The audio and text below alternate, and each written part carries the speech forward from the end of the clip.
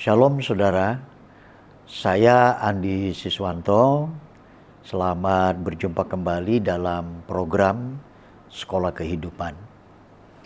Saudara, kalau kita menilik perjalanan kehidupan manusia, itu sejak dari abad pertama, kedua, ketiga, dan seterusnya, kita menemukan kata hedonisme, lalu konsumerisme, bahkan materialisme, sampai kepada keegoisan atau egoisme.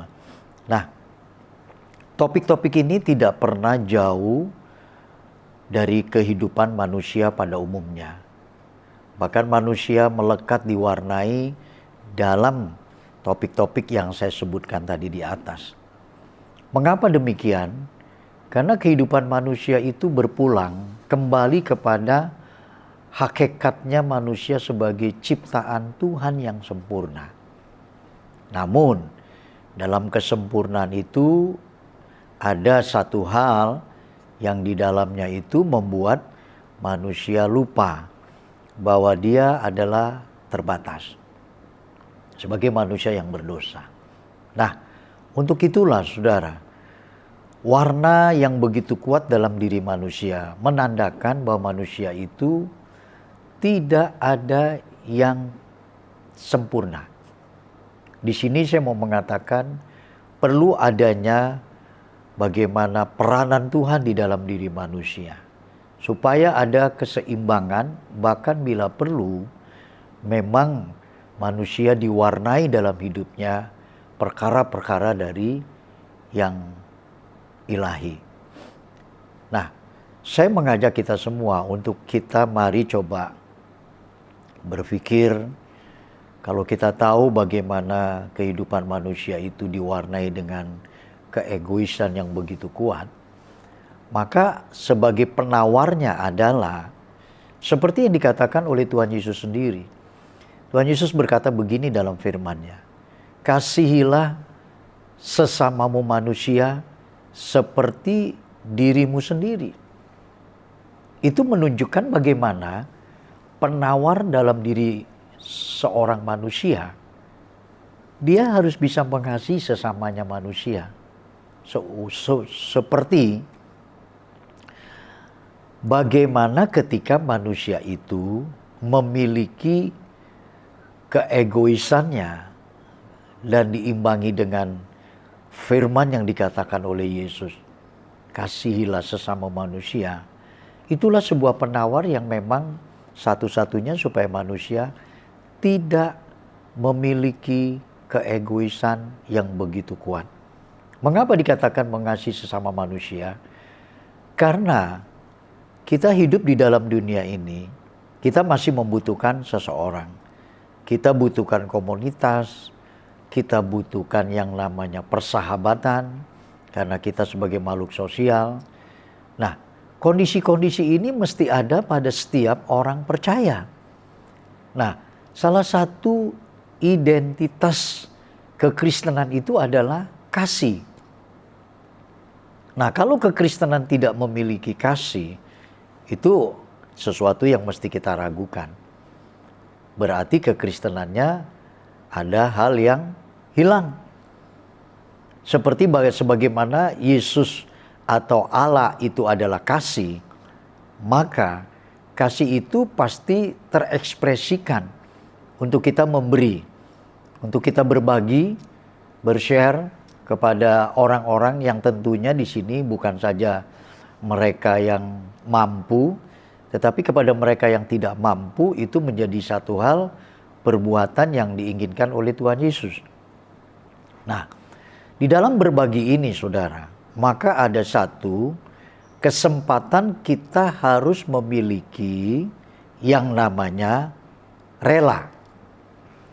Nah, rela adalah satu kata dasar yang di dalamnya memiliki satu pemahaman yang begitu dalam.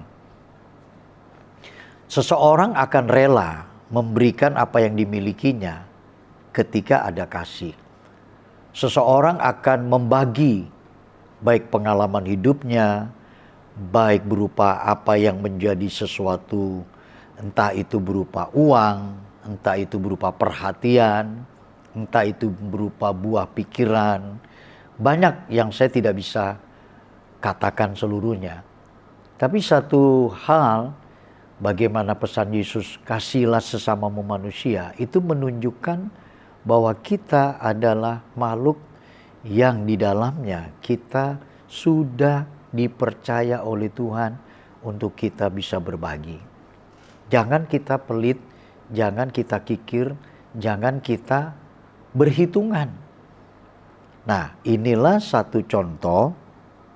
Rela adalah salah satu penawar yang ampuh untuk kita bisa mengalahkan keegoisan. Sehingga hidup ini akan menjadi nyaman dan enak. Mengapa? Karena kita akan banyak sahabat, kita banyak rekan, kita banyak teman. Sehingga menimbulkan satu kondisi dalam hidup kita ini, sudah nggak ada yang perlu kita takutkan.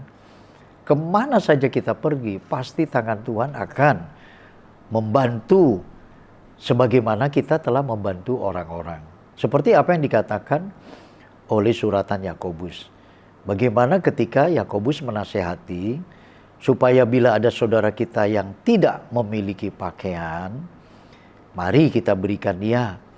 Supaya dalam perjalanannya itu dia tidak mengalami satu kondisi udara yang dingin. Dengan kita berikan dia jaket atau kita berikan dia penghangat. Nah, itu salah satu bentuk perhatian kita. Satu contoh, kami ini dipercaya untuk melayani, yaitu salah satu lembaga permasyarakatan. Ya, itu kami lakukan. Bukan berdasarkan oleh karena kami mampu. Bukan berdasarkan oleh kami memiliki sesuatu. Tidak. Tapi berdasarkan oleh karena Kristus telah mati. Dan kami sendiri merasakan kebaikannya. Sebagaimana dia memberikan hidupnya buat kami. Itulah yang kami berikan kepada orang-orang yang ada di sana. Jadi bentuk kasih inilah.